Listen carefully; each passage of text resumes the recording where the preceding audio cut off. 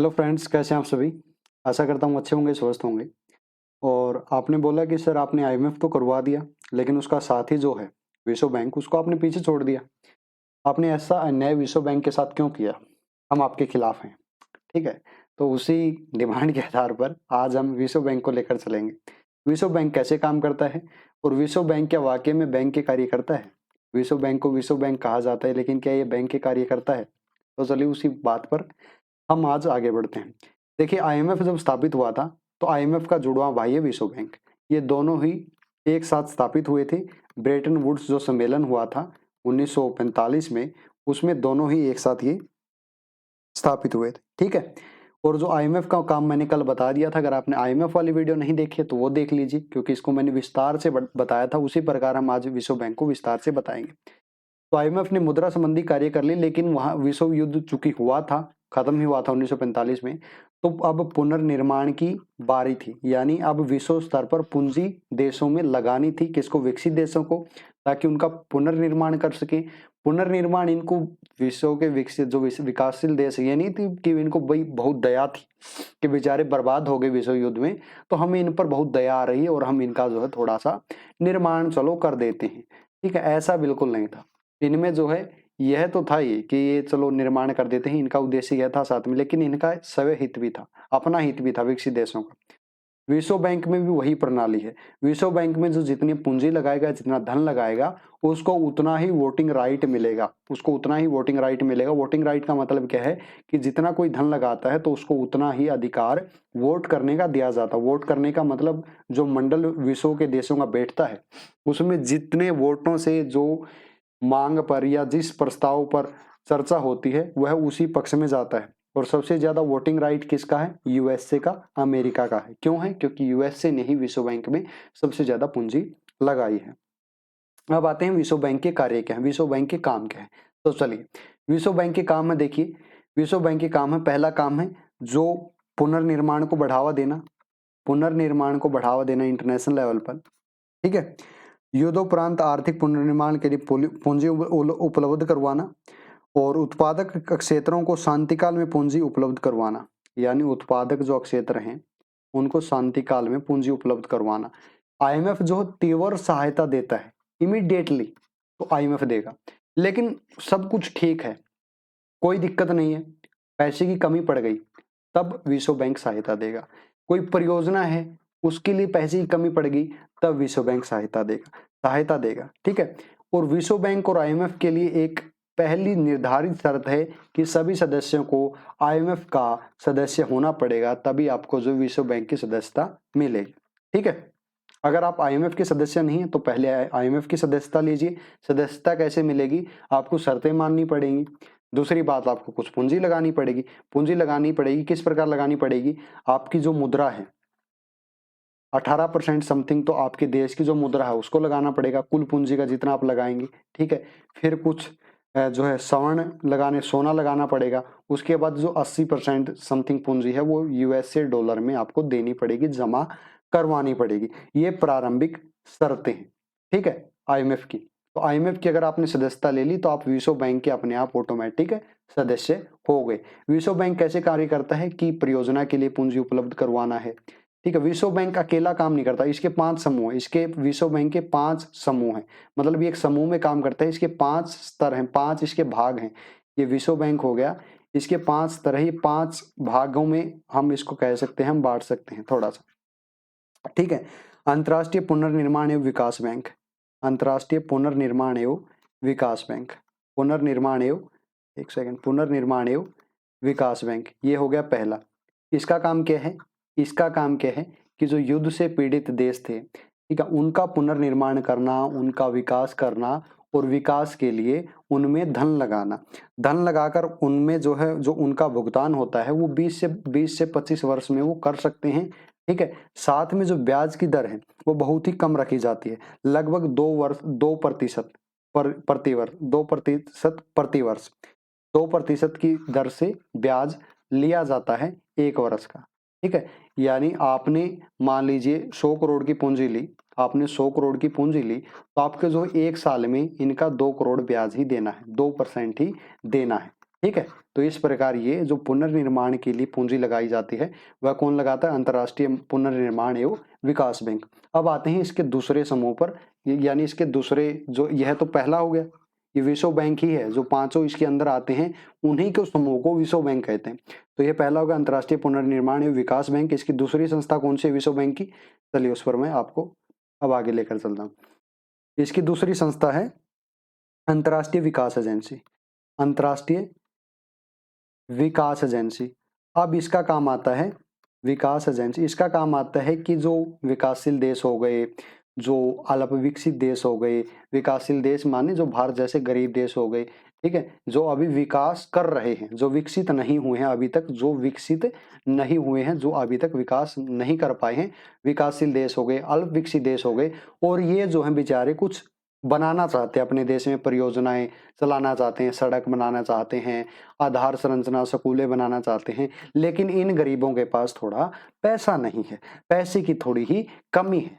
तो इनको ऋण देने के लिए कौन है? अंतर्राष्ट्रीय विकास एजेंसी। तो ऋण कब मिलेगा? जब सदस्यता होगी, सदस्यता के लिए जो आईएमएफ में पूंजी पहले लगानी पड़ेगी। वही मैंने कल व्यापारी वाली बात समझाई थी कि व्यापारी अगर पैसे देता है तो पहले सिक्योरिटी रखवाता है, लेके भाग गई तो, डूब गया तो हम कहाँ जाएंगे, हमारे मुन्ना मुन्नी कहाँ जाएंगे? ठीक है, तो उसी प्रकार जो है अंतर्राष्ट्रीय विकास एजेंसी भी ऋण देती है। तो ऋण के लिए कितना यह परसेंटेज लेती है, कितने वर्षों के लिए लेती है, उसको ध्यान देखना जरूरी है। ये 35 वर्षों के लिए जो है ऋण देती है, 35 वर्षों के लिए, 40 वर्षों के जी, ठीक है, 40 वर्षों के लिए। और प्रतिवर्ष जो ऋण के ब्याज की राशि हो 0.75%, बहुत ही कम, 0.75%, ठीक है, बहुत ही कम 0.75%। अब मैं एग्जाम्पल दूं, मान लो 100 करोड़ का आपने ऋण लिया, ठीक है, आप भारत ने जैसे 100 करोड़ का ऋण लिया, तो इसको प्रति वर्ष ब्याज के रूप में कितना रुपया चुकाना पड़ेगा? सिर्फ 75 लाख रुपए, सिर्फ 75 लाख रुपए, इसको 75 लाख रुपए इसको चुकाने पड़ेंगे प्रति वर्ष। तो यह परियोजनाओं के लिए ऋण देते हैं। जैसे आपने देखा होगा बहुत सी परियोजनाएं ऐसी होती है कि किसके सहायता से चलाएगी, तो है अधिकतर विश्व बैंक की सहायता से ही होती है। सिंचाई की परियोजना हो गई, विकास की परियोजनाएं हो गई, इसे जो है उदार खिड़की भी कहा जाता है। अंतर्राष्ट्रीय विकास एजेंसी को कहा जाता है उदार खिड़की। उदार खिड़की क्यों है? बहुत लिबरल है, बहुत ही कम ब्याज पर ऋण देती है, जैसे 0.75% प्रतिवर्ष ही लेती है।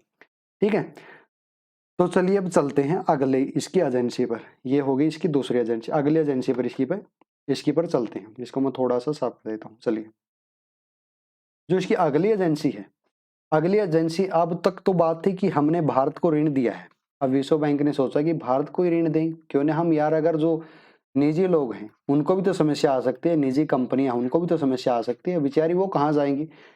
भारत खुद ही गरीब है, भारत तो अंतर्राष्ट्रीय स्तर पर ऋण मांग रहा है, लेकिन कुछ निजी कंपनियां हो सकती हैं जिनको जो ज्यादा ऋण की आवश्यकता हो, तो भारत से कैसे मांगेगी? क्योंकि भारत तो खुद ही गरीब है। तो इसके लिए एक अन्य संस्था विश्व बैंक में ही है, इसका नाम है अंतर्राष्ट्रीय वित्त निगम।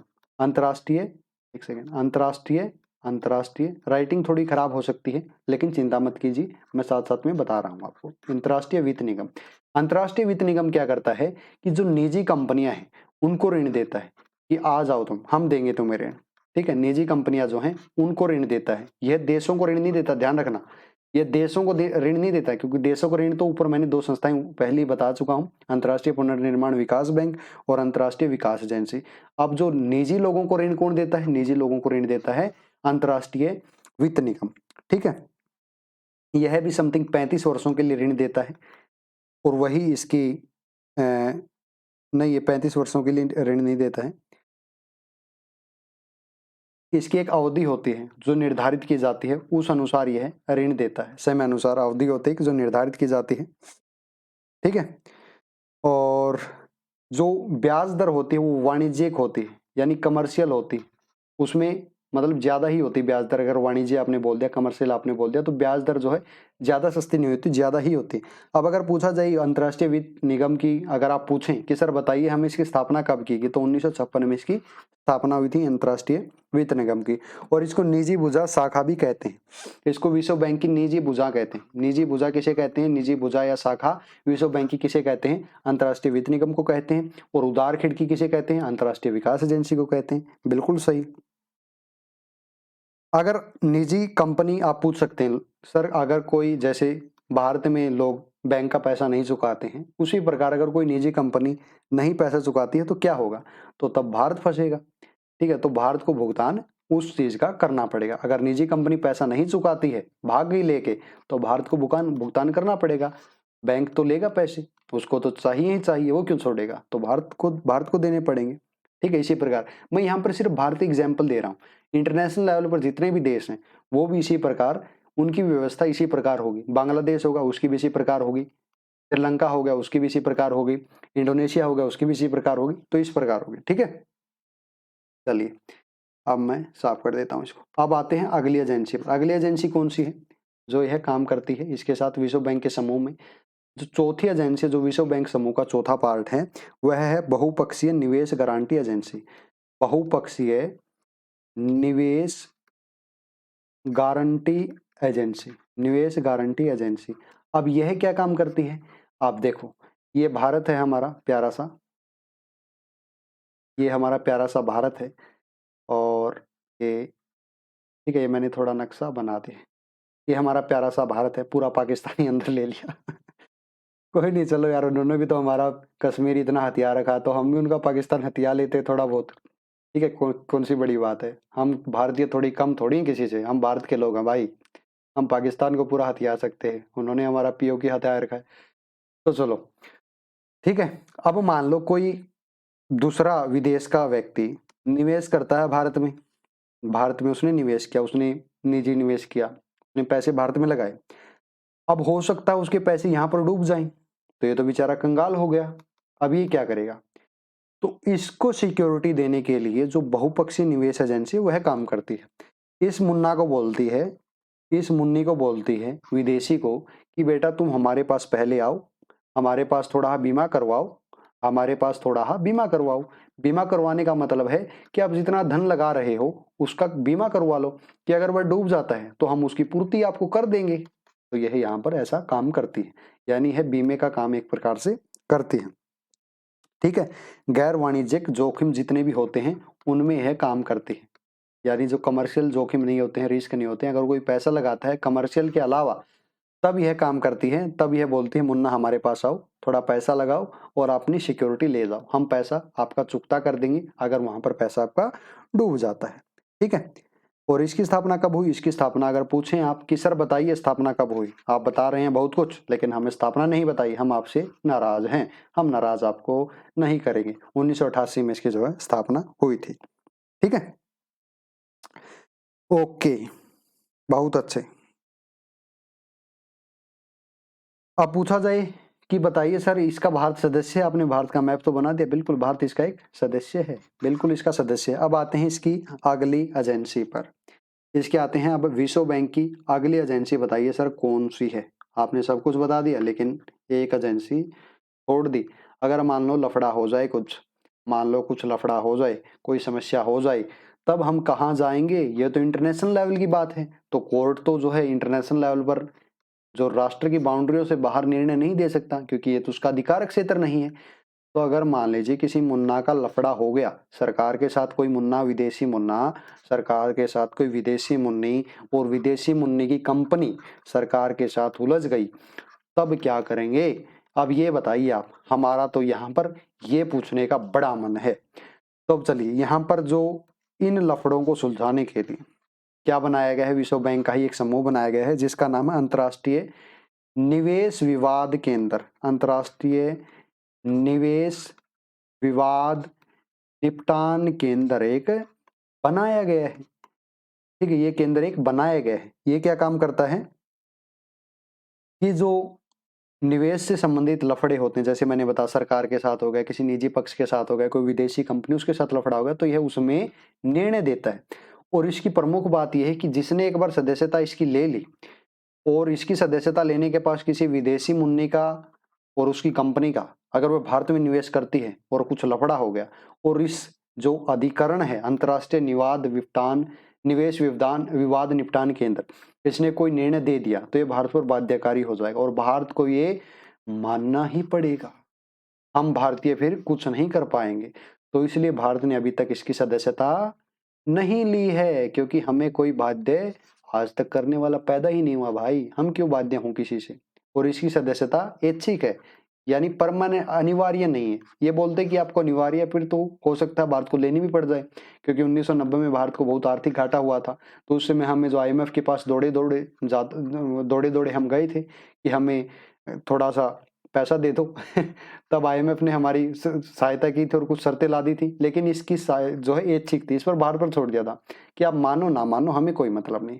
तो भारत ने इसकी सदस्यता नहीं ली। क्यों ले भाई? हमारे ऊपर अगर बाध्यकारी आप करते हो तो हम क्यों ले आपकी सदस्यता? हम पागल थोड़ी हैं।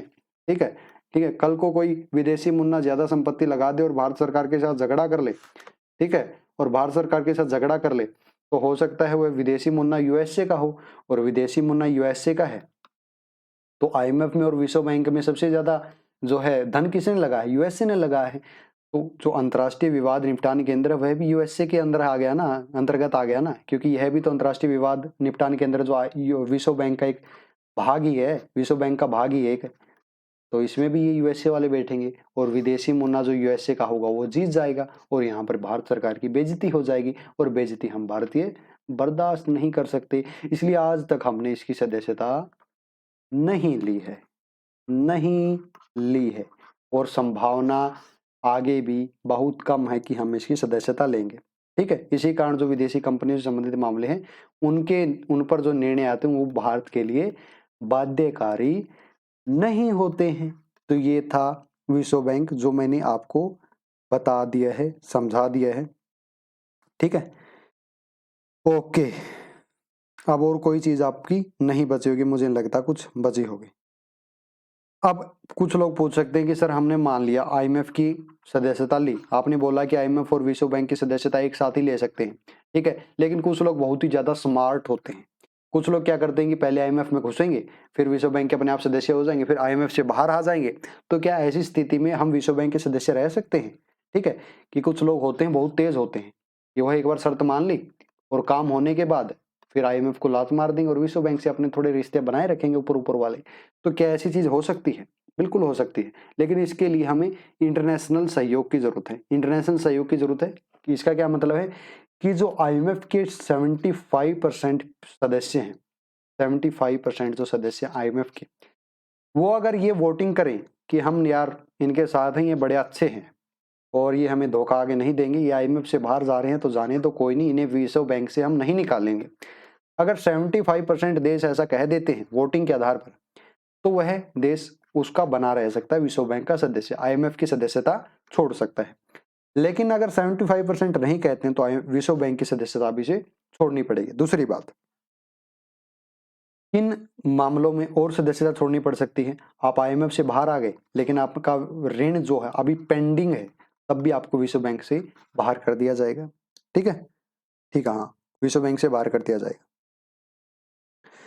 ओके। और अन्य जो बात है, जो गवर्नर मंडल होता है, हर सदस्य देश का गवर्नर मंडल होता है जिसमें गवर्नर होता है, वैकल्पिक गवर्नर होता है। अगर वह गवर्नर मंडल इनकी शर्तों के अनुसार, इनके अधिकारक क्षेत्र के अनुसार कार्य नहीं करता है और जो है इनके जो प्रावधान है उनका उल्लंघन करता है, आईएमएफ का या विश्व बैंक का उल्लंघन करता है, तो उसको भी बाहर कर दिया जाएगा कि आप बाहर जाइए, हमें आपसे बहस करने की जरूरत नहीं है, हमारे पास बहुत पैसा है, हम और देश ले आएंगे। ठीक है, तो उसको भी बाहर कर दिया जाता है। तो ये कुछ बातें थी, आशा करता हूँ आप अच्छे से समझ गए होंगे। अब ये मत बोलना कि सर आपने आईएमएफ करवाया था और आपने विश्व बैंक नहीं करवाया, दोनों करवा दिए हैं, अच्छे से समझा दिए हैं। कोई ऐसा पॉइंट नहीं बचा जो इंटरनेशनल लेवल पर अगर कोई आपसे पूछे कि बताओ मुन्ना, बताओ आप अगर बहुत पढ़े लिखे हो तो बताओ इंटरनेशनल लेवल पर ऐसा कौन सा बैंक है जो जो मुद्रा का काम करता है, तो बोल देना आईएमएफ है। अगर कोई बोले कि बताओ मुन्ना कि इंटरनेशनल लेवल पर ऐसा कौन सा बैंक है जो हमारी निजी कंपनी को पैसा दे सकता है, तो बताओगे अंतर्राष्ट्रीय वित्त निगम। ठीक है, अब कोई बोले कि बताओ मुन्ना अब जो हमारी वित्त निगम, जो पैसा कंपनी ने लिया है, कोई विदेशी कंपनी ने निवेश किया है और उसने जो भारत सरकार के साथ उसका टाका उलझ गया है, तब क्या करोगे? तब कौन सी एजेंसी है जो समझाएगी? तो मैंने बता दिया है, ऐसी कोई एजेंसी के भारत ने अभी सदस्यता नहीं ली है। ठीक है, तो बहुत से व्यवहारिक ज्ञान मैंने इस वीडियो में दिया है, व्यवहारिक नॉलेज इस वीडियो में दी है, कोई किताबी ज्ञान सीधा छापा आपके सामने नहीं। आशा करता हूँ वीडियो अच्छी लगी होगी। वीडियो अच्छी लगी है तो चैनल को लाइक, चैनल को सब्सक्राइब, वीडियो को लाइक, शेयर, ज़रूर कर दीजिए। अगर कमेंट नहीं किया है तो कमेंट कर दीजिए, अपनी राय बताइए, अपने बारे में बताइए, ठीक है? और वीडियो कैसी लगी वो बताइए। आगे किस चीज़ पर वीडियो बनाई जाए वो भी बता सकते हैं। तो चलिए फिर मिलते हैं अगली वीडियो में, और तब तक बने रहिए, जुड़े रहिए। जय हिंद, जय भारत।